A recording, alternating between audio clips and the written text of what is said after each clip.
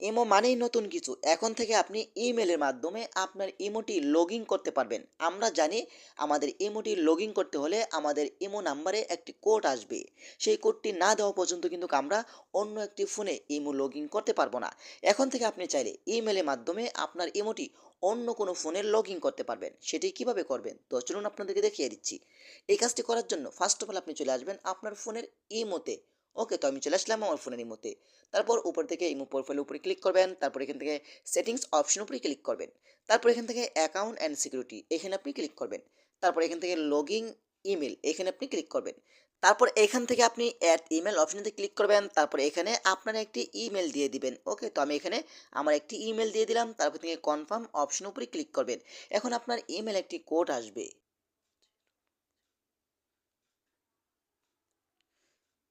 তো দেখেন অটোমেটিক কিন্তু আমার এটা লগইন হয়ে গেছে। পরবর্তীতে আপনার ইমোটি অন্য কোনো ফোনে লগইন করলে ইমেলের মাধ্যমে লগইন করতে পারবেন। তো আশা করি ভিডিওটা শেয়ার করে দিতে পারেন এবং আমাদের পেজটি ফলো করতে পারেন। ধন্যবাদ সবাইকে। আসসালামু আলাইকুম।